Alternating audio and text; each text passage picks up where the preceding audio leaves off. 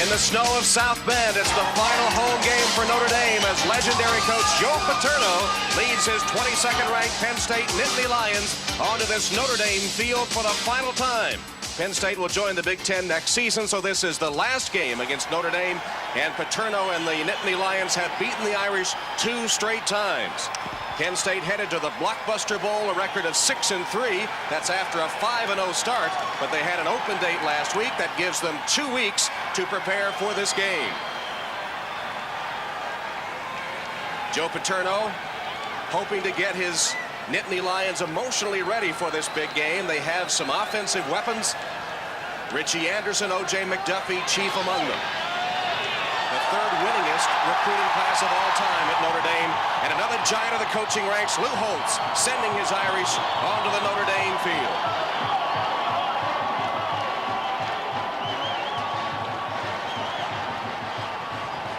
It's another below freezing afternoon in South Bend. Game time temperature 31 degrees with a brisk wind from the north.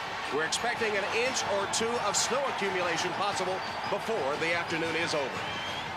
Hello, everyone, and welcome to South Bend, Indiana, Notre Dame Stadium. Tom Hammond and Chris Collinsworth with this match between two teams headed for postseason play, but headed in opposite directions in recent weeks. Notre Dame, of course, comes off that great win over Boston College. Penn State, Chris, though, has lost 3 of their last 4 games. Yeah, and it all started against Miami, a game that Penn State could have won. Joe Paterno really blames himself for getting his team too jacked up for that one, and emotionally they just haven't been the same since. But they've had a week off, had a chance to go back and work on some fundamentals, and Lou Holtz is sure that he will see the team that played so well against Miami. Notre Dame's All-American fullback Jerome Bettis will not start. He has a lingering ankle injury. But the big question for the Irish is the physical status of their quarterback, Rick Mirer. Yeah, Rick Mirer spent the day in the infirmary yesterday. He was unable to keep down any food, but the good news is he got up this morning, held down his breakfast, and should be ready to go. But the question has to be his endurance. How long can he go? Can he make it 4 quarters here today? Well, of course, the weather conditions could play a part in the outcome of this game. For more on that, let's go to the sideline and John Dockery. Doc? You know, Tom, this is a day for real football. The weather conditions are worsening as we speak. You mentioned it was in the 30s. Well, the wind chill probably brings it down more into the teens, and they're talking about a temperature drop of 20 to 25 degrees. You see the snow flurries coming down. The field has been covered all week, though it's slightly slippery. And yesterday, Joe Paterno was talking about the weather conditions as possibly helping his team, especially the wind, which would neutralize the fine passing game of the Irish. So weather conditions today, if they worsen, will favor Penn State, the underdog, and Joe Paterno. Tom? Some of the students don't mind the conditions, obviously, as we look at the series record. And as we said, this is the last meeting between the two, so a Notre Dame win today means the series will be tied forever. Penn State the winner the last 2 times they have met. Penn State won the toss. They defer to the second half, so Notre Dame will receive to start the game. Lou Holtz, Irish, ranked 8th in the nation, headed for a New Year's Day bowl. Joe Paterno's Nittany Lions headed for the Blockbuster Bowl. Musillo with the kickoff, and it's a short kick. Fair catch called for and taken by Notre Dame. They'll have great field position to start, just short of their 40-yard line. Here are the starting lineups now for Notre Dame. The #1 total offense team in the nation. Rick Mirer needs only 6 yards to take over the Irish all-time lead in total offense. The rest of the lineup, Brooks leads the nation, averaging 8.3 yards a carry. And in the line, Knapp, Norman, and Hall making their final home appearance today.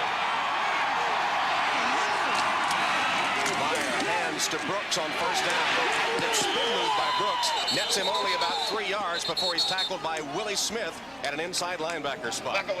Here's the Penn State defense. On the defensive line, Taroka Jackson now recovered from an ankle injury. Their best pass rusher, Givens, also hobbled by injury when healthy. One of the best in the college ranks.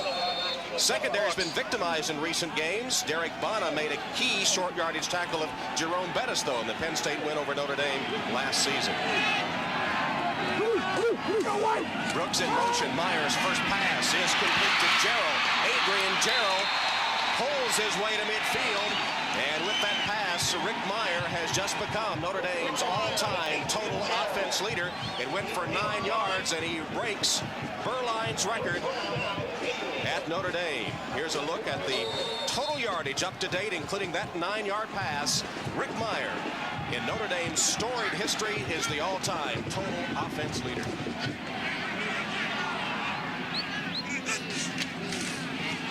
Mirer pumps across the middle to Irv Smith, the tight end. And Smith tripped up inside the Penn State 35. Another Irish first down. Marlon Forbes made the stop after a 15-yard gain. Nice job by Rick Mirer. They had the out and up as an audible on the outside to Derek Mays. It wasn't there. Penn State playing very conservatively in the secondary. They come right back to Irv Smith. Nice job of patience by Rick Mirer. 16th reception of the season for the senior Smith out of Browns Mills, New Jersey. Here's the wingback formation again. Wing right is Brooks. Meyer's pass deflected at the line of scrimmage and still caught, I think, by Gerald. Joe Paterno told us yesterday that this Notre Dame offense is better than their 1988 national championship team. Mirer got lucky there. The ball was tipped, and Gerald's still able to come up with the catch. Gerald, a senior from Athens, Georgia, with his second reception of the day. He only had 6 coming into the game, and Rick Mirer, despite that deflection, 3 for 3 to start the game. Irish driving, opening series of the contest. Might be another audible by Mirer. Dawson couldn't quite make the catch off his hands. Well covered by Shelly Hammonds. Nice play that time by Shelly Hammonds. He began each of the last 2 seasons at defensive back before moving back to running back, and he may be the best open field runner on this Penn State team. He averaged 5.8 yards per carry, which is better than either of the starting backs for Penn State this year. Joe Paterno said, "I feel good about having Hammonds in our secondary until I watch him on film as a running back last year." 7th play of the Notre Dame drive. They're 3rd and 6. Mirer scrambles and finds the open man. Irv Smith has his second catch of the game. He has a Notre Dame first down at the Penn State 15. That play covered 14 yards. Tom, of the 93 drives that Rick Mirer has started this year, more than half have put points on the board. That is a remarkable stat, and 44% of those drives have resulted in touchdowns. Meyer's had the hot hand lately. Over the last 4 games, he's hit 65% of his passes, 9 touchdowns, only 1 interception. Lytle thrown back after he gained a couple. That's only the 3rd rushing play for Notre Dame. They've passed it 5 times already, and of course there is where you might expect to see Jerome Bettis, who's not in the game, his replacement Lytle getting the carry. Well, they have the rules about practice. If you don't practice on certain days during the week, then you don't get a chance to start. But Dean Lytle is a very fast fullback, maybe as fast as any fullback in the country. He set the conference record in the 200 meters during the indoor track season this year, and he was undefeated in that race in high school. Number 4 is Lee Beckton, who replaces Brooks in the Notre Dame backfield. He's in motion and gets the handoff. Lytle throws a great block, and Beckton tripped up, fell forward for another couple of yards. Beckton is the 3rd leading rusher on this team, averaging 5.6 yards per carry. Ordinarily, that would make you an All-American candidate on a lot of teams, but with Bettis and Brooks and Zellers and all the big numbers that these Notre Dame backs have put up, it just kind of puts you as a member of the crowd here. Joe Paterno's defense trying to hold off Notre Dame on the 10th play of the drive coming up. 10:40 left in the first quarter, opening series of the game. Delayed handoff to Beckton. Beckton broke 1 tackle, got inside the 10, down to the 8-yard line. Lee Rubin coming up from the free safety spot to make the stop for Penn State, and now Lou Holtz with a decision to make on 4th down. And he sends his kicker, Hendrick, onto the field. Lou Holtz decides to go with the draw play on 4th down, a fairly conservative call. 26-yard field goal attempt by Hendrick, the senior kicker, who's hit 6 of 9 field goals this season, 32 being his longest. That was a week ago against Boston College. And the kick is good. Craig Hentrick hits from 26 yards out. Notre Dame, given great field position to open the game, comes up with an opening 3-point lead. Fighting Irish get a short kickoff to start the game and record 3 points as Hentrick kicks off with McDuffie and Morris deep for Penn State. This will be Morris from the 5. Behind the wedge, Morris bounces off tacklers to the outside. Nice return all the way out to the 38-yard line where Jeff Burris makes the tackle, a 33-yard return. Here's the Penn State starting offense. The quarterback, Kerry Collins, starting his 3rd game. He's thrown 3 touchdown passes, 1 interception. He stepped in when John Sacca was injured. In the backfield, Anderson leads the nation in scoring, 17 touchdowns. McDuffie needs 4 catches to set the Penn State record. Offensive line anchored by E.J. Sandusky, son of longtime defensive coordinator Jerry Sandusky. Split backs in the backfield, O'Neal and Anderson. In a reverse, McDuffie fumbled it and then gets away from a couple of tacklers to midfield and a Penn State first down. Tom Carter made a saving tackle. It went for 12 yards despite the bobble by McDuffie. What a huge play on this play by Tom Carter. He was blocked. They almost fumbled the handoff, almost fumbled the exchange. A very gutsy call by Joe Paterno on the very first play of the game. Watch number 13, Tom Carter. Simply, if he does not make the play, that is a touchdown. First pass by Collins results in a Notre Dame sack all the way back to the 40. McGill and Young converge on Collins and take him down on the first passing attempt of the day for Penn State. Let's take a look at that starting Notre Dame defensive unit. They've been susceptible to the pass early in the season, but played well a week ago. Devon McDonald leads the team in sacks. He and DeBose likely headed to the NFL next season. Anthony Peterson from Pennsylvania, the top tackler. That's the secondary. Burris has 5 interceptions. Carter has 4. Kerry Collins started at BYU 2 weeks ago. Paterno said Collins was jittery early, saying the crowd bothered him, but eventually he settled down. But unfortunately, they were behind 30-3 at that point. Draw play on 2nd and 20. It's Brian O'Neal who gets 5 yards of it back, and it'll be 3rd and long for Penn State after Peterson and Flanagan make the tackle. And 3rd down conversions is where Notre Dame has made a tremendous improvement defensively. Last week against Boston College, Lou Holtz's defense stopped BC on 3rd down 12 of 13 times. 12 of 13 times. That is a remarkable stat. Demetrius DeBose was telling us there were very few missed defensive assignments in that game. Everybody was on the same page and looked at a line stunt and a pass intercepted. The ball deflected. John Covington and Tom Carter right there together, and Notre Dame off the deflected pass makes the interception of Collins.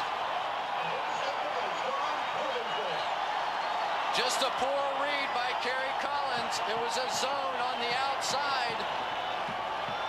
Tom Carter just sitting and waiting for Ryan Grieve to come out. And then John Covington making the nice interception.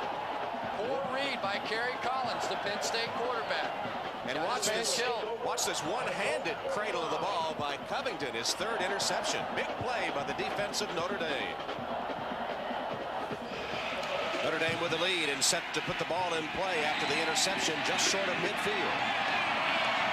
Rick Myers hit 4 of his first 5 passes. Play action here. Irv Smith with his 3rd catch of the game. Bowling his way inside the 35-yard line. 17 yards. Big Irv Smith telling us yesterday he was going to block out the fact that this was his final home game. And though he'd like to have a few more receptions, his blocking had gone to a new level. Looks good receiving the ball here. Yeah, he really does. And he says that the strength of his game is catching the football. He doesn't get a chance to do it very often, but he wants America to know that he is a good receiver. He wants America to know, or the pro scouts to know? Well, just a couple of those guys. Fake to Brooks. Mirer can't get away from the rush. Penn State comes up with its first sack of the game, and it goes to Todd Berger, backup nose tackle, a senior out of Clark, New Jersey, former offensive tackle. Rick Mirer had Irv Smith wide open on this play. They had it set up perfectly. Eric Clare came up the field and got contained quickly on Rick Mirer. Watch Irv Smith. He's going to pop completely free, fake the block down, and then just simply wide open in the flat. Rick Mirer couldn't find him.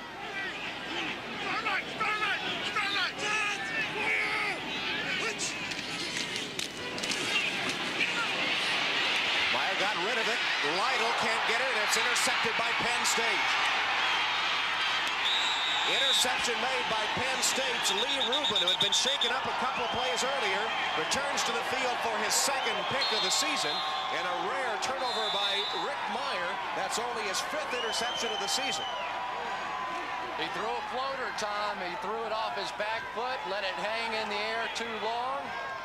He tried to get it to Dean Lytle. It looked like Lytle was wide open and could just drift on down the field, but that simply was not the case as Lee Rubin stepped in for the interception and give new life to Penn State. Collins down the sideline. Thomas with a catch. Trying to stay in bounds. He stepped out at about the 14. And a flag. Tyson Thomas, a senior out of York, Pennsylvania, with only his 8th catch of the season, as Collins spotted him down the sideline for 46 yards. And it looks like they may be tacking on a little more to that. Thomas stepped out of bounds, and then I couldn't tell if it was Burris or Taylor that may have hit him late on down the field. Dead ball. Personal foul against the defense. The stakes will be set. First down. The penalty will be administered half the distance to the goal. Now this is a tough call if these young men just did not hear the whistle and then tried to go after Tyson Thomas. They may not have known that he was out of bounds. Let's see. Goes out right there. Now the official's going to begin to blow the whistle there. Oh, that's why. Burris with a forearm to the head. That's what drew the flag, and rightfully so. That officially qualifies as the snow begins to rip down as a personal foul. Good call.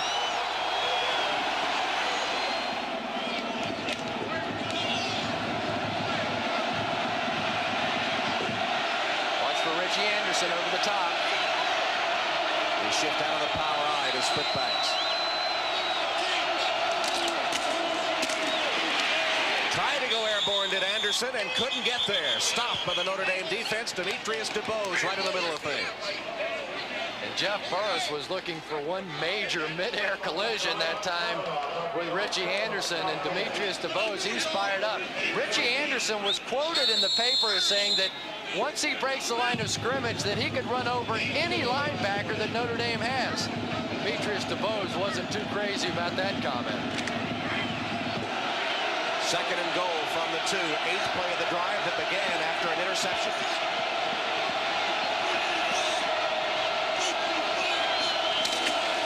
Anderson. Again stopped.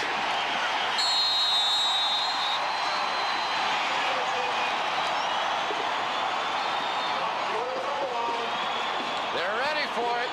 They know what Richie Anderson likes to do. Come right over the top. Watch the number of bodies flying in midair. Boom. Right there, the collision. Nice job. This is just simply a case. Penn State knows what they're going to do. Notre Dame knows it. You get one more crack at it. 3rd and a yard. Same play.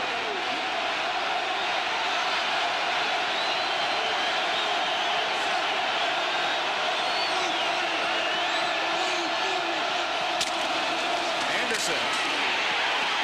This time he got it. There's a flag down.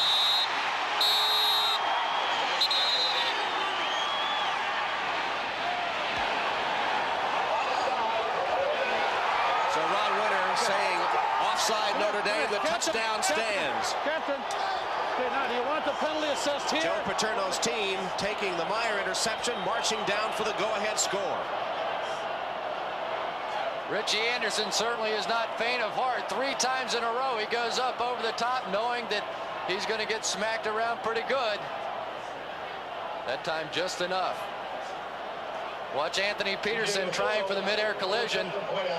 But J.T. Morris got just enough of Anthony Peterson to prevent him from jumping and meeting Richie Anderson in midair. Snow coming down with a vengeance now as the extra point attempt is up.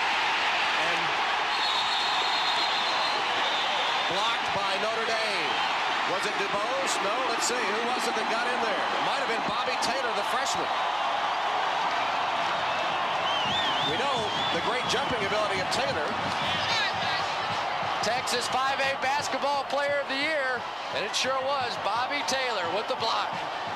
Still, Penn State has the lead.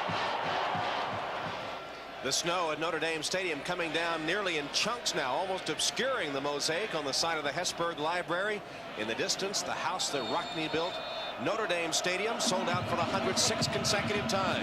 Penn State just driving down the field 72 yards for the go-ahead touchdown. Point after blocked at 6'3" Nittany Lions. Vasillo's kick, again a short one, and taken by one of the upbacks. Fumble. Notre Dame got it back. Brian King knocked the ball loose. Lee Becton was able to recover it for the Irish. No, it was Miller that went back to get it, I guess. First down at the 22 for the Irish, now trailing by 3. Brooks finds a running room on the right side and is just tripped up. Brooks, who had carried 3 times for only 3 yards prior to that one, was tripped up by Brian Gelheiser, or he was off to the races. Watch how Reggie Brooks is holding onto the ball. Obviously, with all the snow and the poor conditions, he does not want to fumble. Nice job that time by Dean Lytle tying up Gelheiser, who just made a shoestring tackle. I'll tell you, Reggie Brooks in the open field, very, very, very dangerous. Becton having that right shoulder looked after on the sideline. Lytle bursts free, then fumbles the football. It's still loose, and Penn State recovers. Shelly Hammonds fell on the ball after Reggie Gibbons had knocked it loose. Second Notre Dame turnover as Lytle fumbles. It's like a dream for Joe Paterno. This is what he needed. His defense has struggled in the past few weeks. They needed some breaks. He told us yesterday he needed something positive to happen early in this ball game, and so far it has. The interception by Rick Mirer, and now the fumble by Dean Lytle.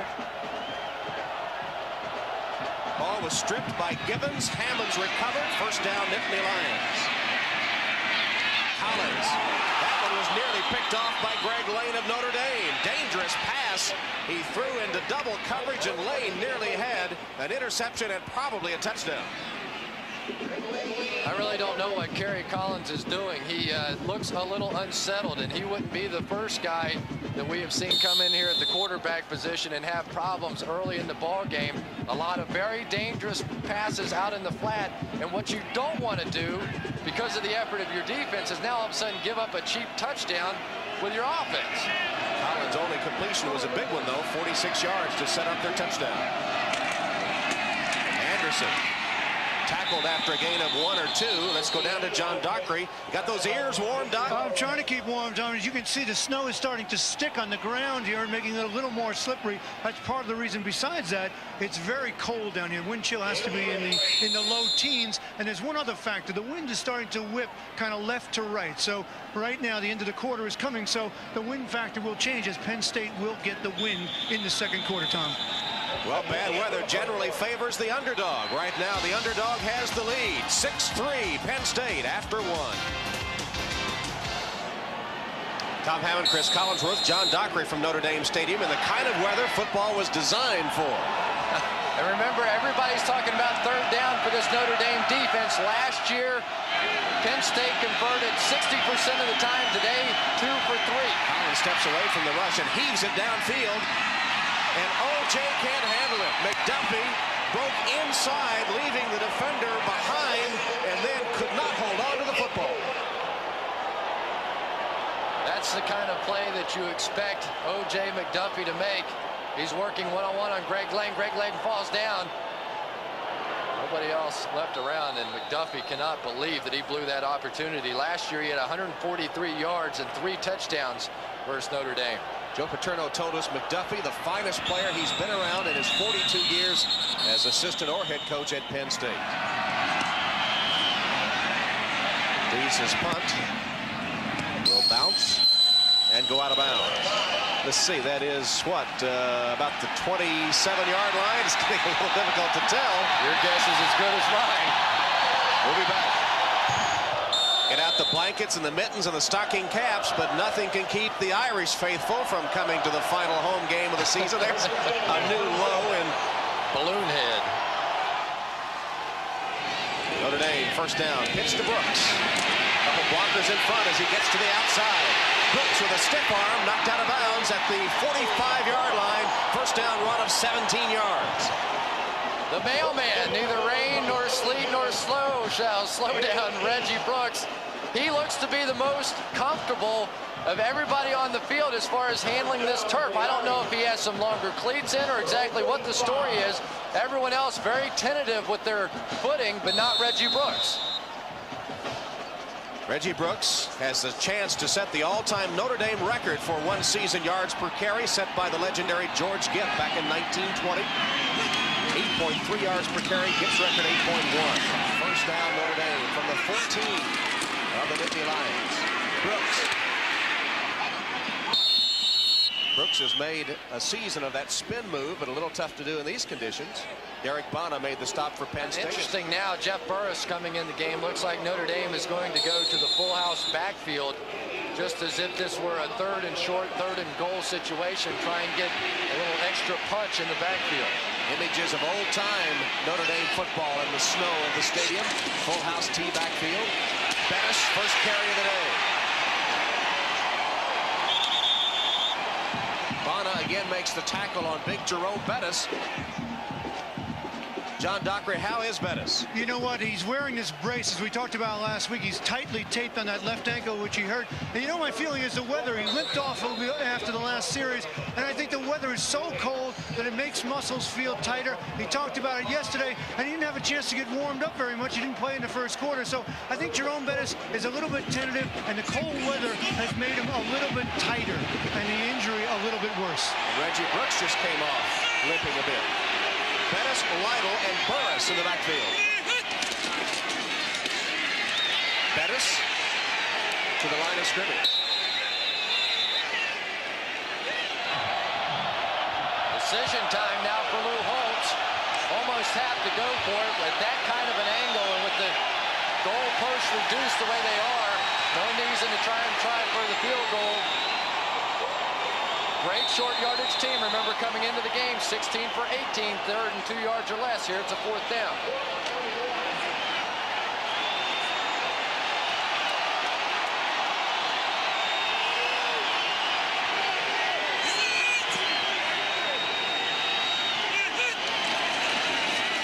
Mirer still has it. Incomplete. Irv Smith made a diving attempt. And Notre Dame does not convert on the fourth down attempt. They went for it all. They went for the touchdown to the tight end, Irv Smith. And the ball will go over to Penn State. A bold call by Lou Holtz on fourth down and 1 with the full house backfield. He got exactly what he wanted. Irv Smith simply not able to hold on to the football. And Chris, a key might have been the way they held up Smith at the line of scrimmage. He didn't get a clean break off the line of scrimmage. Yeah, and did you see Holtz there say, big guy, don't worry about it. You're going to get plenty more chances, and he will. In a game like this, the tight end is going to be instrumental. Now for Penn State, they averted the Notre Dame score, but they're backed up to their own 5. Straight ahead with O'Neal. The good news for Penn State is they're in an area of the field, as you see Smith. He really he wants to make the big plays in the passing game. He knows those pro scouts are watching, wants to try and prove it. But he's talking about Penn State. They get a break in that this is the same area, the same hash mark, if you will, that Notre Dame operated from. So there is a bit of a cleared off area from which to work. Good overview of the field in these conditions. We're expecting as much as 2 inches of snow before we're finished. Anderson hit at the line of scrimmage. Center of the Notre Dame defense responding to the call, the handoff to Richie Anderson. Penn State is going to have to open it up a little bit on some early downs. They want to come out 1-2, run it on first and second down. Well, Notre Dame's defense has figured that out as well. This would be the third time in a row that they had not, or the fourth time in a row they don't pick up a first down if they don't get one here. Anderson has carried 10 times for only 21 yards. Again, up the middle with Anderson.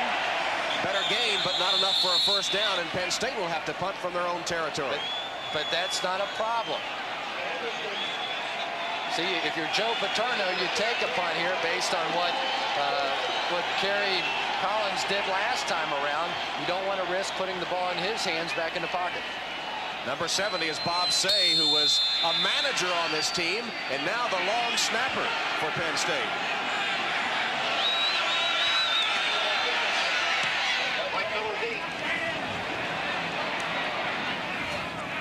And the punt will go out of bounds in Notre Dame territory, about the 46-yard line. Notre Dame will take over there after a 39-yard punt. In the snow, 6'3", Nittany Lions. Richie Anderson getting some help digging the sod out of his helmet. Here on the off track, it has been a defensive struggle. Penn State 4 first downs, Notre Dame 7. Nittany Lions with the lead. Mirer on the option, pitch to Brooks. Penn State has it well defensed, but the tackle not made, and Brooks does get back to the line of scrimmage, maybe gained a yard. Penn State obviously was ready for it, but the slippery field, unable to make the tackle. There's an idea of how muddy and slippery it's become. And that gets cold. You get that goo on your uniform, and it is definitely cold, but nice run that time. You know, every once in a while you'll see a great 2-yard run as you see the goo on the back of the jerseys. But that time Reggie Brooks was caught dead to rights in the backfield by Rich McKenzie, was able to get away and even pick up a couple of yards.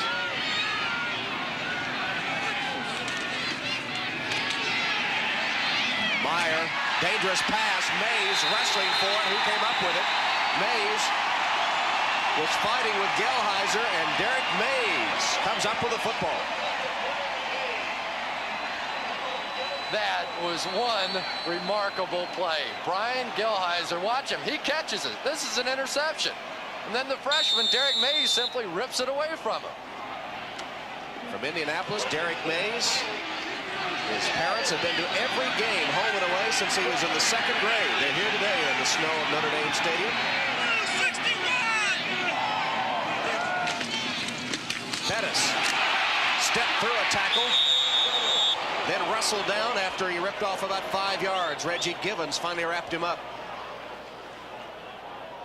You got to think that Jerome Bettis likes these kind of conditions. He said that he used to play neighborhood football on a half asphalt, a half grass field. Said it was supposed to be tackle on the grass and touch on the asphalt, but sometimes that line got a little blurred like they are here today. This could be the final home game for Bettis, too. He's only a junior, but some discussion that he might go hardship and join the NFL. Nice leap by Brooks to the outside. Knocked out of bounds.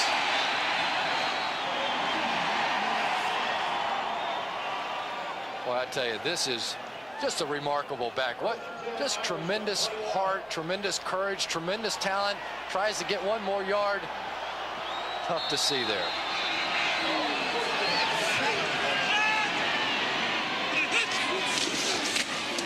Bettis. Tackler's bouncing off him. He's down close, I think, to the 5-yard line. The yard marker's obscured by the snow. Givens made the tackle. This is fullback weather.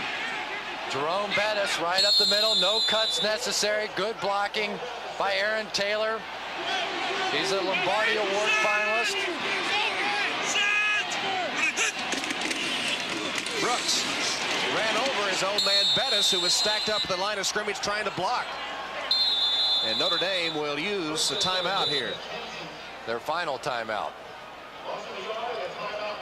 Remember, the Irish had to take 2 defensive timeouts after mix-ups earlier in the half, so that was their 3rd and final with 48 seconds left. 3rd down.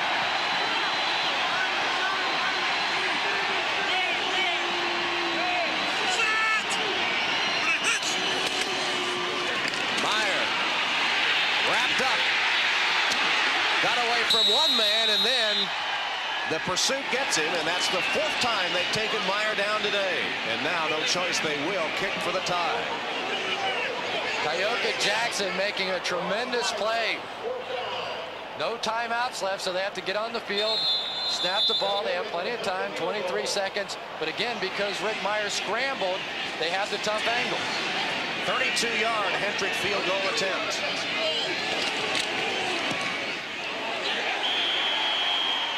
And it's good. Craig Hendrick from 32 yards, despite the slippery field, boots it through the uprights, and we're tied at 6 apiece. And the first half will end in a 6-6 tie. Penn State scoring a touchdown, extra point blocked, 2 field goals Notre Dame. Let's go to John Dockery. Yeah, Coach, a bold call on 4th and 1 there. Did weather have anything to do with it? No, not at all. We thought we had the guy open. We did have him open. Just that, we thought our defense would stop him. We'd get the ball back. We'd have a chance to kick a field goal the next play, which we did. The condition of Bettis, is he all right? Well, he's not 100%, but it's the condition of the field that bothers me the most. Thank you, Coach. So Notre Dame getting a 32-yard field goal from Craig Hendrick in the final seconds of the first half to tie the game 6-6 in a snowstorm at South Bend. That's the halftime score, all even at 6. And John Dockery is right now with Coach Joe Paterno of the Nittany Lions. Coach, Joe, you got a second? Just wanted to, what did you say to the team at halftime? Oh, we're playing hard. We got to play a little better in the second half. Hang on the ball, make it. We didn't throw the ball, consistently enough against the club that's playing as well as that. We got to throw a little better in the second half. Just a little bit more effort. I think we'll be okay. How do the weather conditions affect you? There's a lot of slipping. I guess it affects both sides. They do a little better job at the running game than we are with the footing, but we'll be all right. Thanks, Coach. Okay. All right, the doc always comes through as Penn State onto the field. The snow has let up a little bit. They've had the Zambonis or something out to clear off some of the yard markers. It's a little better on the field, although it's probably still slippery. Well, the weather outside is frightful. The booth is so delightful. The weather conditions, obviously, the most important factor in that first half. Notre Dame did have a big play, though, on 4th and 1 as they went for it close to the Penn State goal line. They had to turn the ball over, not converting. Yeah, a bit of a surprise. Lou Holtz, with the great power football game that he did, he had the full house backfield in and had a chance to complete it to Irv Smith. They go with the play action pass. Only 4 first downs for Penn State, 39 rushing yards, 89 for the Irish, and total yards 164 Notre Dame, only 85 for Penn State. Turnovers 2 apiece, and obviously turnovers could play a big factor in who wins this game. Well, the biggest thing for Penn State is they simply cannot put themselves in a position to give up the cheap score to Notre Dame, so they'll have to do a much better job of hanging on to the football than they did the first half. How do you adjust your game plan now, knowing the conditions for the second half? Well, you just have to be patient out there on the field and understand that there's nothing wrong with a punt. You know, take the ball, do the best job that you can, and then punt it away and hope that you're the first one to get a break, because the next one on the board more than likely will win this football game.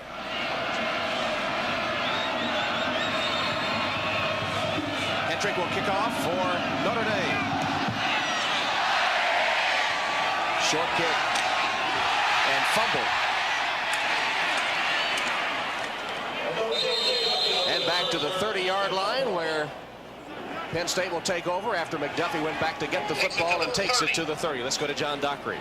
You know, Tom, there hasn't been any dramatic equipment changes down here. Sometimes you think that players will change to longer cleats, but really they haven't. They're just using more of the equipment kind of thing like this to wipe off their cleats. You see a lot of the players doing that to get the mud out of it. And the weather conditions, as you can see, are slightly better. So no big equipment changes here at the half. Back to you, Tom. All right, John. Opening possession of the second half. Anderson. You saw when he tried to cut upfield after getting to the outside, the footing just wasn't there. He sort of slid around, couldn't make a sharp cut, and the defense catches up to him. Penn State has really tried to run into the boundary today, to the short side of the field. Of course, in the professional game, the hash marks are much closer to the center of the field, but in college, there's a short side and a wide side. And given the conditions of the field and how slippery it is, it seems like Joe Paterno would want to come to the wide side a little more often to give his back some maneuverability.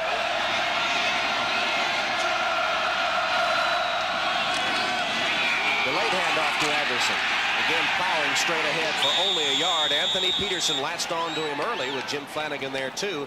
Peterson is from Pennsylvania, from Monongahela. We asked him if Penn State recruited him, and he said yes, but he really wasn't interested. In fact, his mom didn't like them, so he never even visited.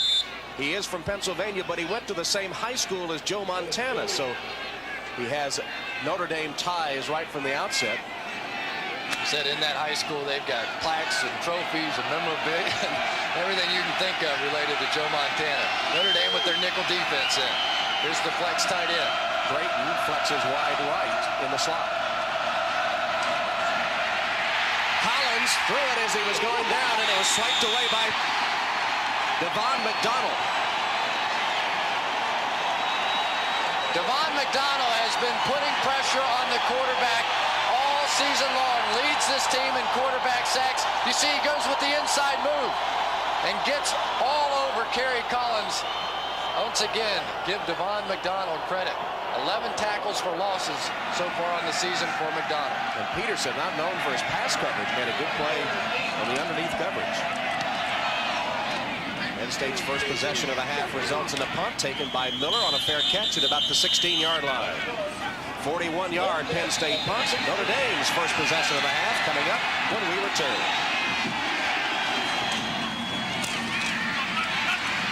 Mirer floats it to Dawson. Wrestled back. If he gets his forward progress, he's going to be about a half yard short of the first down, I think. Shelly Hammonds threw him back. Let's see where they spot it. No, it will be enough for a first down. A pretty generous spot there. That's a nice play by Lake Dawson. Finding a hole in the zone defense. He stayed on the move. Rick Mirer finally found him, and he leaned back up the field with the ball. A very generous spot. Yes.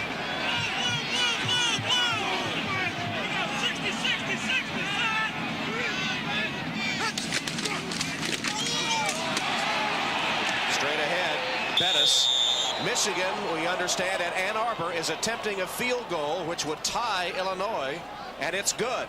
So Illinois and Michigan tied 22-22. That would be the second tie of the year for Michigan. Their first game of the season, of course, was a tie here at Notre Dame. 19 seconds left, 22-22. As you pointed out, that likely is going to put Michigan behind Texas A&M in the polls. The Aggies unbeaten. Bettis across midfield, 9 yards and a Notre Dame first down with Reggie Givens hanging on for dear life. Watch Givens come from his linebacker position, number 58, to make the play. He's just out in the middle of the field. As John told you earlier, he's sort of a part backer, part defensive back. It's the same position that Shane Conlon played when he was here at Penn State.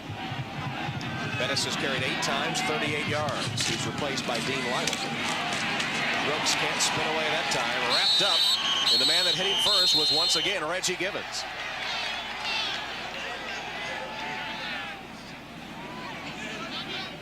Givens, a former Virginia Prep High School Defensive Player of the Year, All-American. Tom, they had a crackback block on there. Ray Griggs was supposed to crack back on Reggie Givens, and yet Brooks didn't take it far enough outside. He misread the play. He was Defensive Player in the Fiesta Bowl win over Tennessee last year.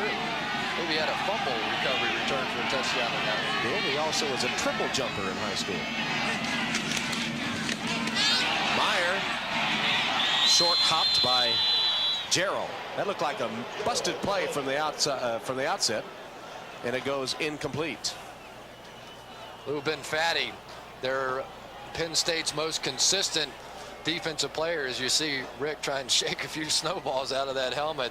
But Benfatti has definitely been their most consistent player, very smart, never out of position. He's an All-American candidate. Had an interception as a defensive lineman last year against Rick Mirer, the first of his career. 3rd and long for the Irish.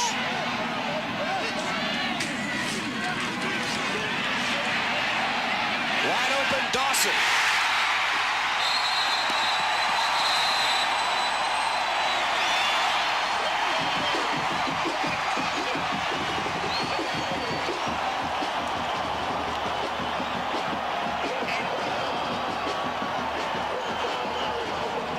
Dawson, Notre Dame's #1 receiver, for 30 yards. Joe Paterno says that his teams prefer to play a zone defense. That time they were burned by the zone. They just don't feel comfortable in the man-to-man, and it's not because of the passing game. It's because of the option and the running game of Notre Dame. First down play from the 22. Option. Mirer cuts up 2 or 3 yards before he's tackled.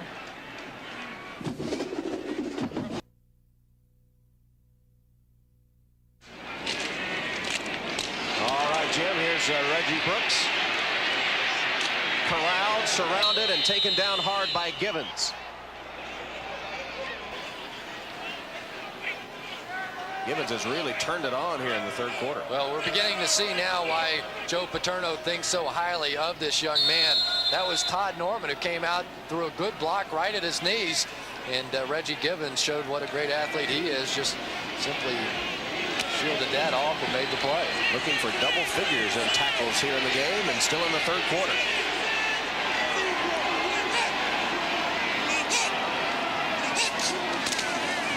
Mirer hands it straight ahead to Bettis, and Bettis is hit at the line of scrimmage, wrestled down at the 20-yard line. Ben Fatty, Givens, everybody for Penn State ready for the handoff on 3rd and long to Jerome Bettis. That was a good, strong tackle that time by Ben Fatty. He got his hands on the football, and that is the easiest way to bring down a back like Bettis, because they're always so concerned about a fumble, especially when you're here in the scoring zone anyway. Hendrick, 37-yard field goal attempt to give Notre Dame the lead.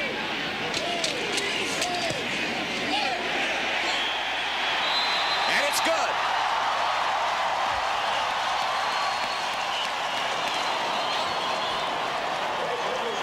Hendrick with 3 field goals. Notre Dame 9-6. Craig Hendrick's 3rd field goal gives Notre Dame a 9-6 lead. The Irish with a big edge in total yards, but only 3 points on the scoreboard. McDuffie takes the kick. Had a little seam to the outside for a moment, taken out of bounds at the 35-yard line. Collins looked like he threw it as far as he could. McDuffie can't hang on. Twisting, turning, fingertip catch, no. Well, that's the second one that McDuffie's had his hands on and had a chance to make a big play. He got behind Tom Carter that time, and for some reason he tried to flip all the way around. It's such a tough catch when you have to turn your head all the way around and try and find the ball.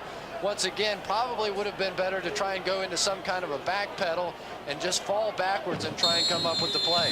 They're trying to get it to O.J. McDuffie, and he's had his chances, but it's failed on 2 long plays. He's the man in a game like this that you need to make a big play, isn't he? And he made 3 of them last year for Penn State, had 3 touchdowns versus the Irish. See if he goes to him again.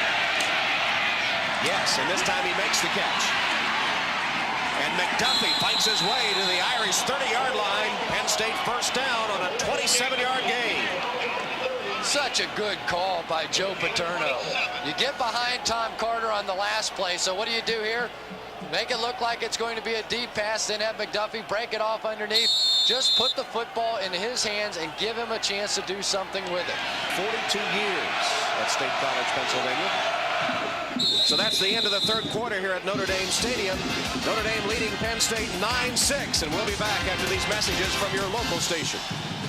Ready to start the fourth quarter in a matchup between 2 ranked teams, 2 legendary coaches. Joe Paterno at Penn State.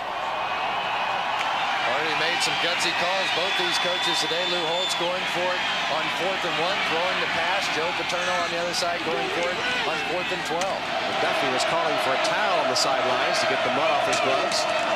Draw play Anderson. And Anderson will be a yard short of a first down, tackled by Jeff Burris. You would think that this is 4-down territory for Penn State, that they've got a 3rd down now and about a yard and a half. I'm sure Joe Paterno has a 4th down call ready. You've got 12 and a half minutes now to go in this ball game. But with some of the problems that Penn State has had moving the football, when you get an effective drive like this going, I would think Joe Paterno would take 2 cracks. 8th play for Penn State is 3rd and 2.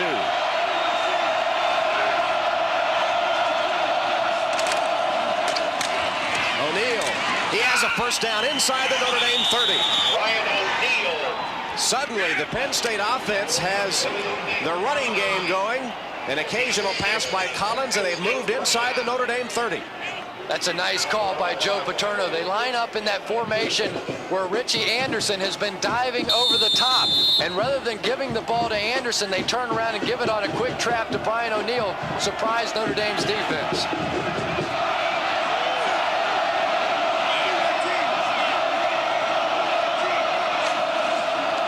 Fake the pitch. Collins on the roll. He's got the corner. Collins running out of bounds. He got 8 yards before Jeff Burris knocked him to the sideline. That was really a nice play by Ryan Grebe. Demetrius DeBose had man-to-man coverage on Grebe, and watch him just kind of turn around and get in the way of DeBose. That allowed Collins to turn the corner.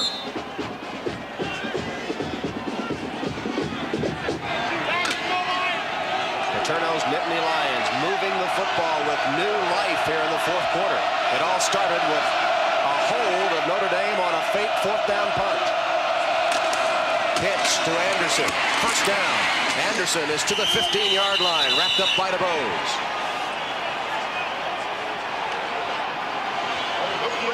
Now you've got it first down and 15. First down and 10 on the 15-yard line. Now's when you begin to match wits. Joe Paterno making the calls himself, going against Rick Mirer and Lou Holtz. Rick Mirer, the defensive coordinator. Rick Mirer told me he wanted moments like this in the ball game where the offense, for whatever reason, has problems and his defense has a chance to win one. Collins in trouble. Sacked by Oliver Gibson.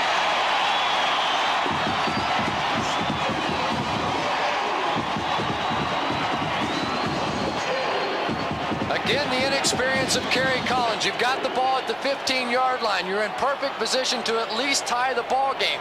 Don't give up the sack. If it's not there initially, if the blocking is breaking down, just throw it away.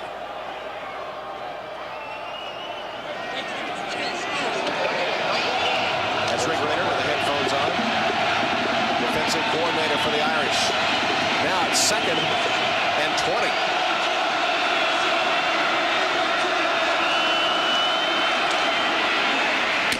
McDuffie hammered by DeBose, and the pass sails incomplete. Looks like they're playing an in-and-out type of coverage on O.J. McDuffie right now. They had deep help. Greg Lane was behind him, and Demetrius DeBose looked like he was in charge of anything coming back underneath on the field. Kerry Collins that time picking out O.J. McDuffie and not being willing to go away from him. But now they need to worry about the field goal more than the touchdown. Don't be surprised to see Penn State come up with a running play here. They go with the full house backfield. Play action pass. Collins for the end zone. Stopped just short is Drayton after making the catch at about the 1.5-yard line, maybe the 2. It's a 22-yard gain. The calls of the coaches, yes, they will have an effect. Not playing for the field goal. Paterno calls for the play-action pass. Rick Mirer has to be absolutely shocked. And Troy Drayton's a former wide receiver, so when he gets down the field, he knows what to do with the ball. But you can tell by how clean his jersey is, he really hasn't been that big of a factor in the ball game thus far. But in the clutch, it was Troy Drayton. That may be the biggest reception.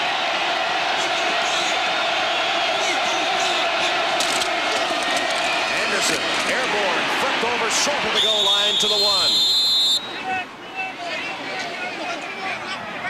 I believe you're going to see that play called until they either stop them or they score a touchdown. You'll see Richie Anderson diving over the pile 3 more times if necessary. You wouldn't go for a tying field goal on 4th down? No. No. Not with the kind of year that Penn State has had.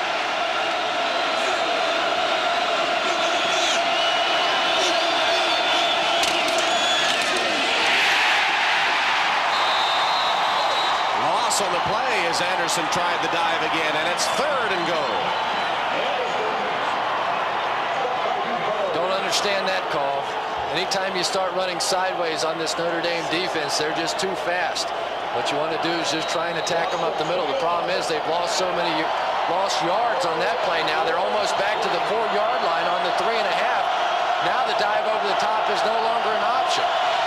See if they fake the dive and handoff on the trap again to Brian O'Neill.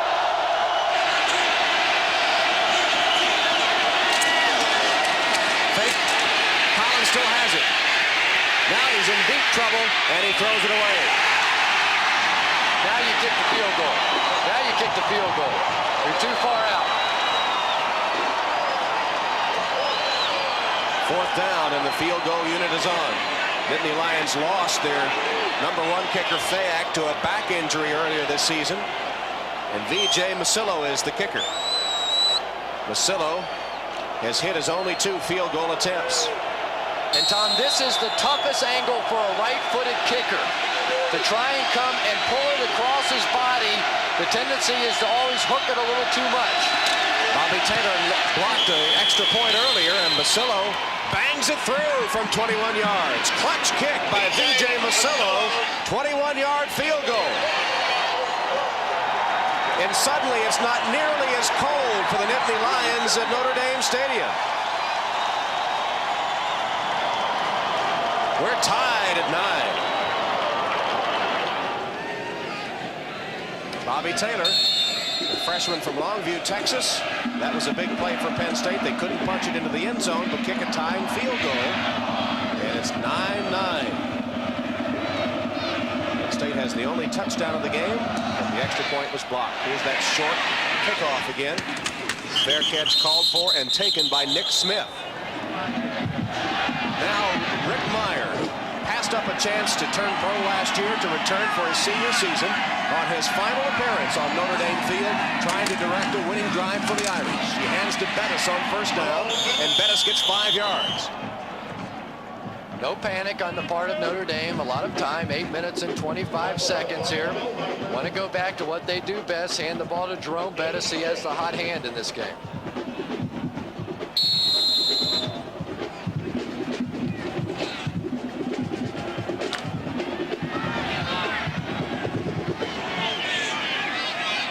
Formation, Bettis, the fullback, Brooks, the tailback. Bettis drew a crowd. Might have lost some yardage on the play. Phil Yeboah-Cody, junior linebacker from Montreal, Canada. Stopped in the backfield. With a big play for the defense. This would be a huge emotional lift for this Penn State defense if they could get off the field after just 3 plays, get the ball right back to their offense. They've got some momentum on the offensive side of the ball. Key 3rd down play. 3rd and long. 3rd and 7 exactly.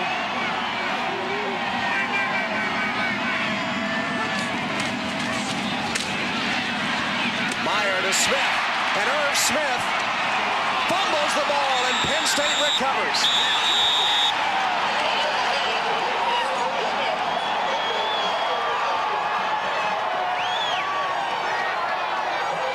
Irv Smith just tried to do too much with the ball. Tom, one of the ironic parts of the game of football is the fact that there are times when you should allow yourself to be tackled.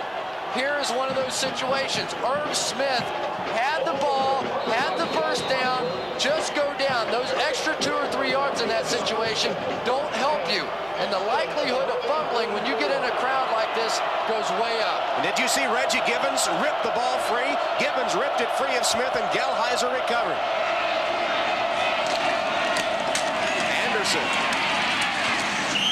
Richie Anderson gains 4 yards to the 40-yard line of Notre Dame. Bryant Young on the tackle. And now it's Penn State that is in a position to win the game with 6:57 and counting.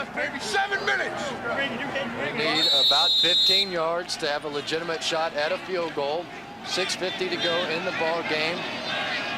Irv Smith, a couple of big mistakes in this one. Look back to those 5 turnovers against Stanford. The only loss of the season for the Irish here at Notre Dame Stadium.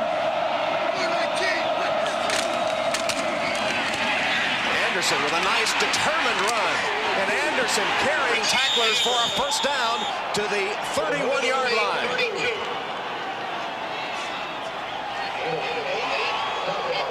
star, along with O.J. McDuffie. Now that offensive line's starting to feel it. That's how you can tell that the traction is getting better on the football field. The offensive line is beginning to get a push now, not only for Penn State, but for Notre Dame as well. Richie Anderson, 25 carries, 73 yards in the game. First down, Penn State.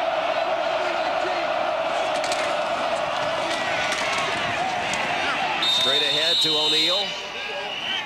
Got a yard at best. Stopped by the center of the Notre Dame defense, led by Brian Hamilton. Those quick traps, they either hit for big gains or they get stuffed right at the line of scrimmage. That time Hamilton doing a nice job of diagnosing the play. He made his first career start just a few weeks ago against Navy and has been doing a good job since.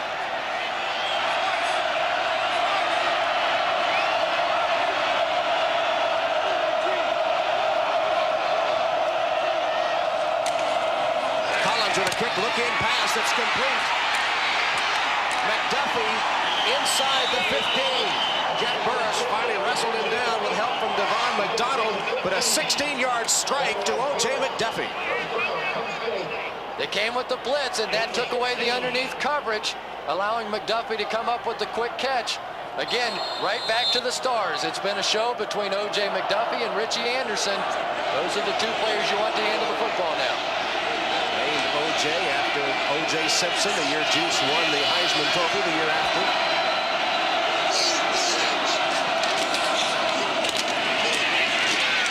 And Anderson with a couple of yards on the carry. O.J. McDuffie named by his grandmother. And she couldn't go for the Orenthal James, though. She went for Otis James, but still O.J. after the Juice. You won't see Joe Paterno put the ball in the air again. There's under 5 minutes and counting now. 2 more runs, attempt the field goal, try and come out of here with a 12-9 win.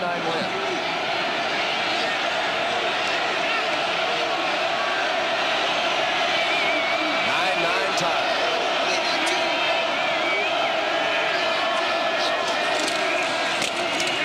O'Neal. Touchdown.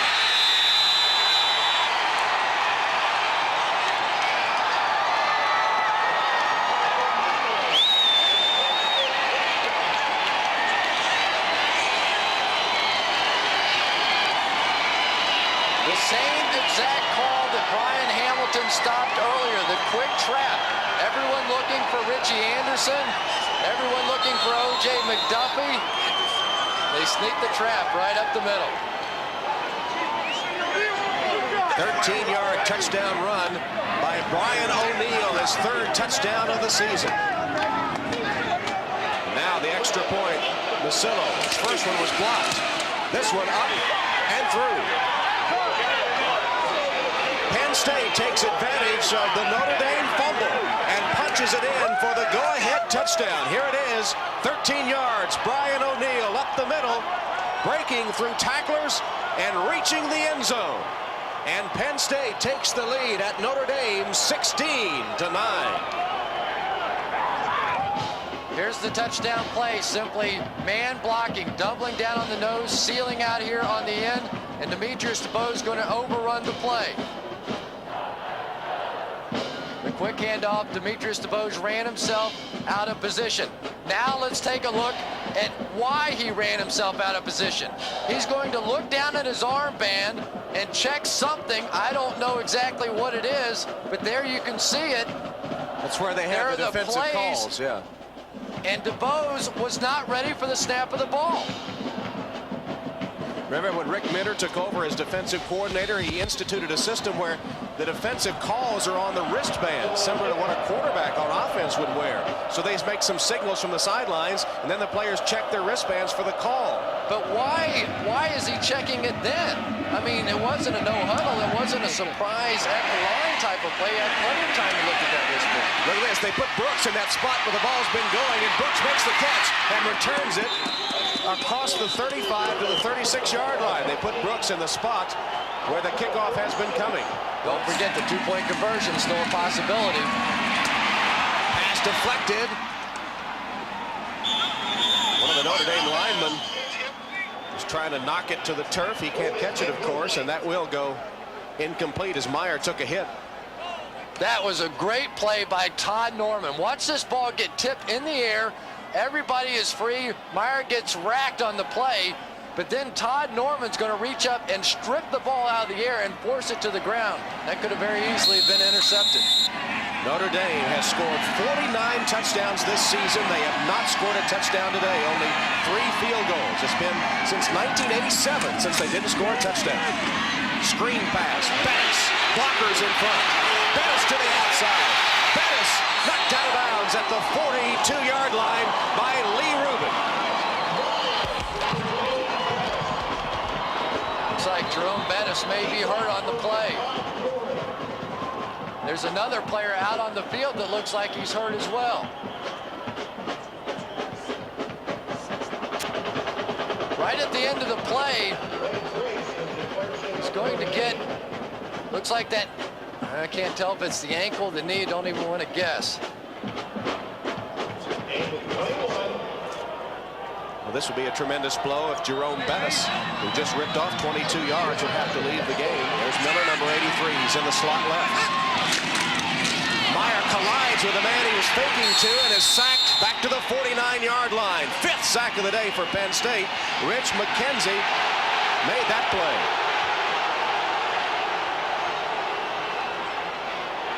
Rich McKenzie didn't like what happened at the end of that play either. He and Lytle got tangled up. Dean Lytle, just a play action pass, and they run into each other. One of the problems when you deal with a backup, you don't get all the timing, don't get all the work. See what Mirer's reaction here is at the end of the play. No wonder he didn't like it. 2nd and 16 now. Mirer reverses his field. Miller's open. But Mirer will run. Knocked ahead 5 yards. Let's see where they spot the football. He will be inside the 35 of Penn State. Derek Bana gave him a shot, but it propelled him ahead. What a weapon when you have a quarterback that can run. Rick Mirer able to get outside, make something happen on his own. Now 3rd and very short for Notre Dame. And Bettis is back in. There's the 6 on the back of Jerome Bettis. It's going to be 3rd down and less than a yard. Jeff Burris is also in. They'll go to that power full house T backfield. Brooks, Bettis, Burris. Bettis. That'll be close. I don't believe he got it. Brian Gelheiser on the tackle for Penn State. They'll stop the clock to measure. That's a break for Notre Dame. Lou Holtz not having to use one of his 3 remaining timeouts.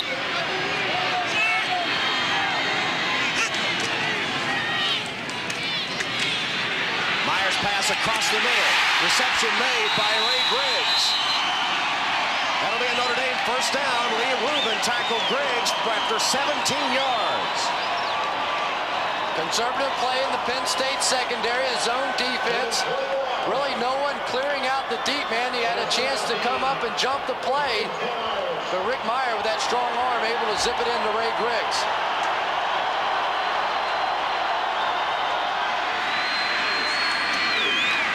Draw play Brooks to the outside.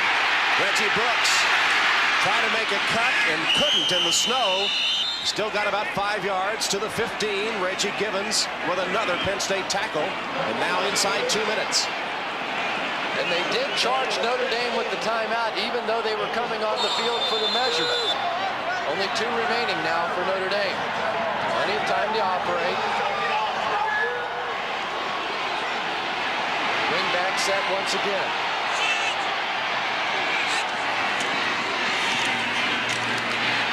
Mirer has to scramble. Thought about passing.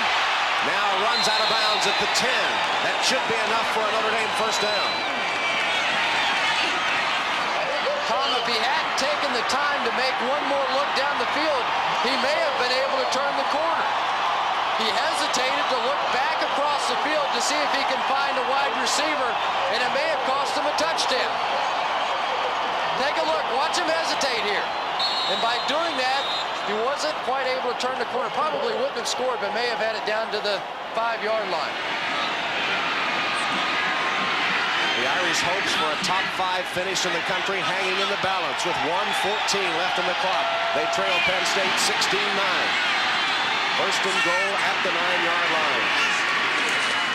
Brooks, Bettis blocking for him. Brooks shook one tackler and is inside the 5. Phil Yaboa-Cody made the saving tackle as Reggie Brooks now inside the minute, and Lou Holtz has to be thinking ahead. The 2-point play should they score. You know that they have a 2-point play that they've practiced week after week, but they have to score first. In the late afternoon chill of Notre Dame Stadium, Lou Holtz pacing the sideline, hoping for a touchdown, and then Chris, no doubt, a 2-point conversion. I don't think he would kick for the tie. And in this situation, Tom, I look for one of 2 things. Either a straight dive up the middle because of the field conditions, or sprint Rick Mirer on the corner. Second and goal from just inside the 5.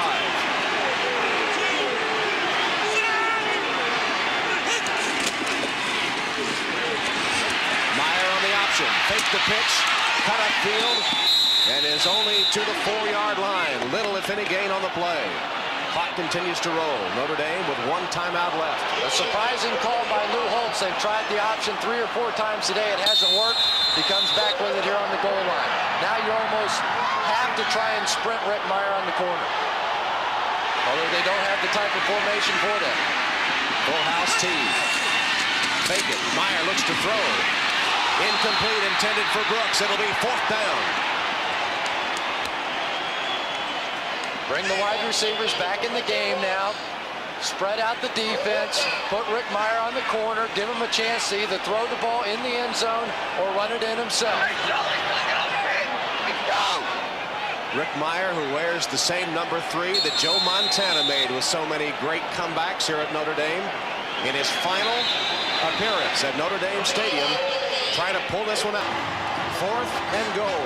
The ball on the Penn State 4-yard line. Nittany Lions leading 16-9, 25 seconds left.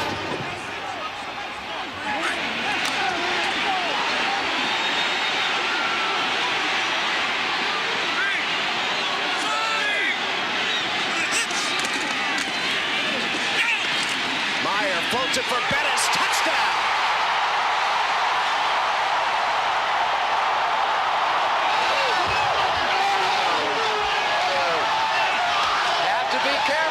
Too much celebration. Remember, the 2-point play is forthcoming. Need to get the fans off the field. Not to mention the fact that Jerome Bettis has been hurt. Looks like he's okay. He came out of the melee. Now comes the set play. Everybody on Notre Dame's offense knows what this will be. They have the right to move the ball to either hash mark that they choose.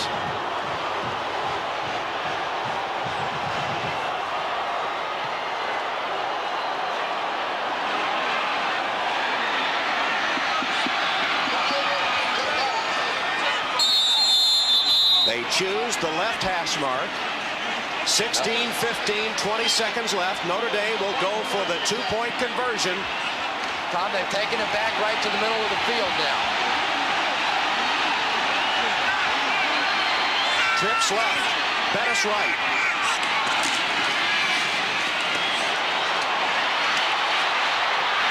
Mirer. Yes! Brooks!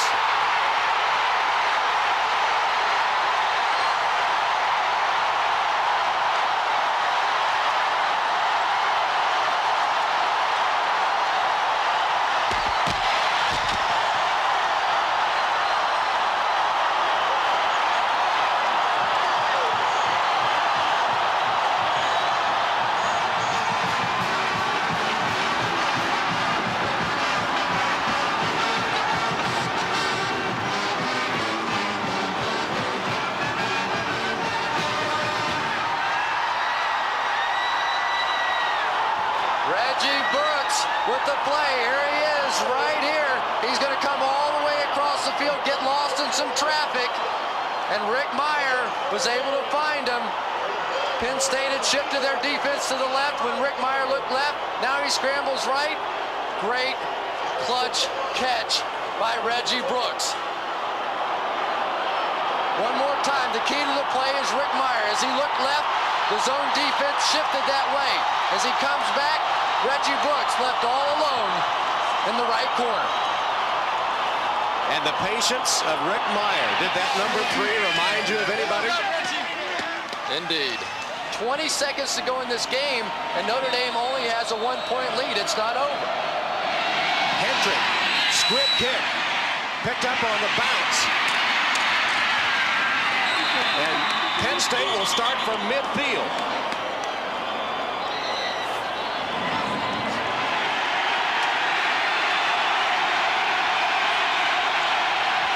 Kerry Collins, sideline pattern, out of bounds, no catch. Why would they go short like that when they have 3 timeouts left? Especially when they had Troy Drayton wide open across the middle of the field. You don't have to throw for the sidelines. They've got 3 timeouts, time not a factor. Now 9 seconds. They cannot throw short here. It has to be an intermediate type of route, at least 20 yards down the field.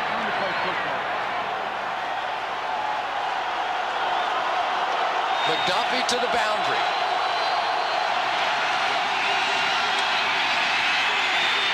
Collins pumped once and then threw it away. Now only 3 seconds left.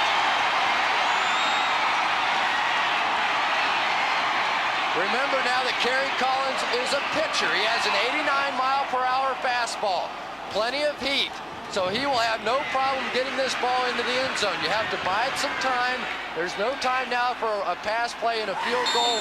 You have to go with the Hail Mary down the field. Joe Paterno wants a timeout to talk about it. And take a look at the defense deployed by Notre Dame here. They have 8 people deep. There'll be more than that in just a minute.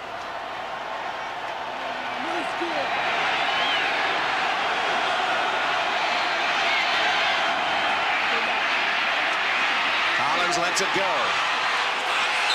Out of bounds. Notre Dame wins.